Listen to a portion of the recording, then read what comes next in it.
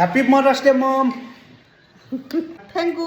Hello guys, आज Kabir morning walk नआउने भनेकोले अविनाश र म मात्र यसरी गयो मर्निङ वाक। आज आमाको मुख हेर्ने दिन, त्यही भएर माटाटीठामा मेला लाग्ने भएकोले हामी बाटोमा मर्निङ वाक हिँड्दै गर्दा देखिरहेको थियो माटाटीठामा जाने मान्छेहरूको यस्तो चलपहल। आज म र अविनाश मर्निङ वाक हिँड्दै माटाटीठा नजिकै रहेको चन्दागिरी वडा नम्बर 8 को वडा भवन अगाडि रहेको यस पार्कमा पुग्यौं। पार्कभित्र विभिन्न एक्सर्साइज गर्न मिल्ने मेसिनहरू राखिएको थियो भने प्राय जसो मेसिनहरू एक्सर्साइज गर्न नमिल्ने गरी बिग्रिसकेको पनि थियो। हामीले पार्कभित्रबाट पनि माटाटीठा मेलामा जाँदै गरेका मान्छेहरू यसरी देखिरहेका थियौं। केही क्षणको मर्निङ वाक पछि मर्निङ वाक सकाएर म अविनाशसँग छुटेर यसरी घर आइपुगेँ र ममलाई भेटेर भने ह्याप्पी मदर्स डे मम।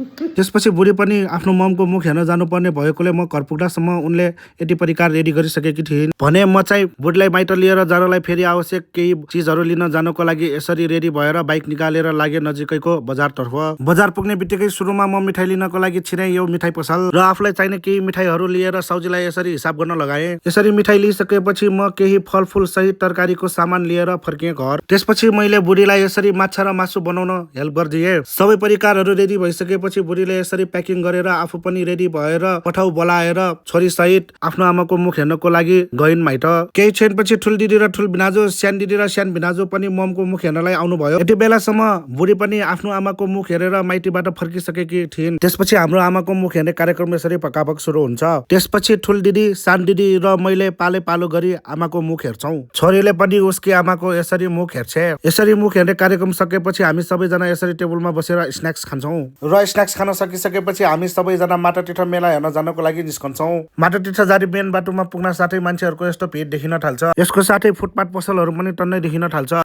यसरी केही सामानहरू हेर्दै र केही सामानहरू किन्दै हामी मान्छेहरूको हुलमुलमा ठेलमठेल भएर माटाटीठा कुण्डमा पुग्छौं। माटाटीठा कुण्डभित्र आमाको मुख हेर्न आउनेहरूको यस्तो खतरा भिडभाड देखिन्छ र माटाटीठा कुण्डभित्र भएको भिडभाड एकछिन हेरेर हामी फेरि बाटोमा केही सामानहरू किनेर फर्किन्छौं घर।